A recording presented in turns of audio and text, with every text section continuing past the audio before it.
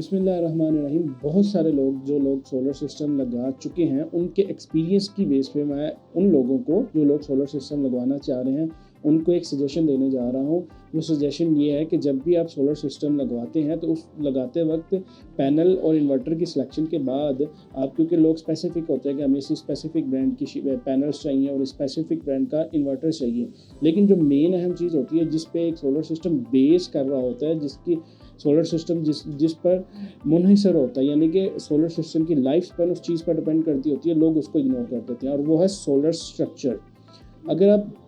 Solar structure लगाते हैं तो उसमें सबसे पहले अगर आपने रूफ माउंटेड स्ट्रक्चर लगना है तो उसमें आपको देखना चाहिए कि आपकी जो गेज है गैल्वेनाइज्ड हो, लेकिन उसके साथ जो आपने गेज देखनी है उस गेज का प्रॉपर ख्याल रखना है कि कम से कम भी हो तो 16 गेज, ज़्यादा से ज़्यादा 14 गेज, या इससे अच्छा आप जितना लगाना चाहें लगा सकते हैं, क्योंकि सोलर पैनल की जो लाइफ स्पैन है वो स्ट्रक्चर पर ही बुनियाद करती है। अब गैल्वेनाइज से क्या मुराद है? गैल्वेनाइज से मुराद है कि जिसको रस्ट ना लगे, लेकिन पाकिस्तान है इसमें ऐसे मटेरियल मौजूद हैं कि जो प्रॉपर गैल्वेनाइज नहीं होते, जिनको गैल्वेनाइज कहकर बेच दिया जाता है और कुछ अरसे बाद उन पर रस्टिंग आ जाती है। अब स्ट्रक्चर आपने गैल्वेनाइज ले लिया, उसके साथ जो नट बोल्ट हैं वो आप गैल्वेनाइज नहीं लेते, तब भी वो सेम इफेक्ट करेंगे कि वो नॉन गैल्वेनाइज नट बोल्ट आपके गैल्वेनाइज स्ट्रक्चर को रस्ट कर देंगे और उसकी आहिस्ता आहिस्ता उसकी जो मजबूती होगी वो ख़त्म होती जाएगी और एक वक्त आ जाएगा वो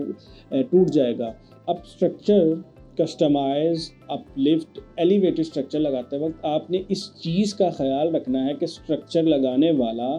बंदा वेल्डर ना हो बल्कि एक प्रॉपर फैब्रिकेटर हो, जो सोलर का काम करता हो, सोलर का उसको एक्सपीरियंसड हो, क्योंकि वेल्डर आएगा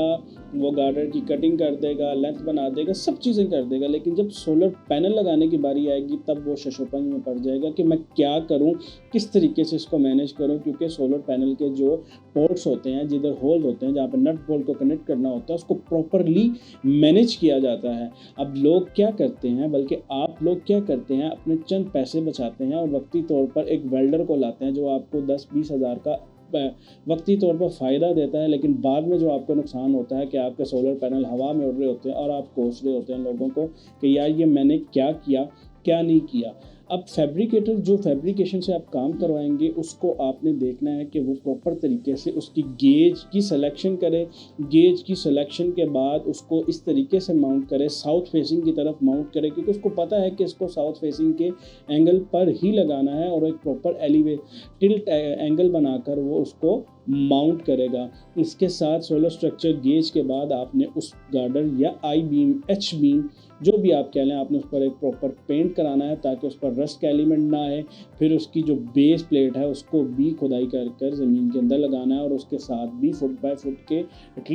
फुट के कंक्रीट ब्लॉक बनाने हैं ताकि उसकी मजबूती मजबूत रहे। उसको क्रॉस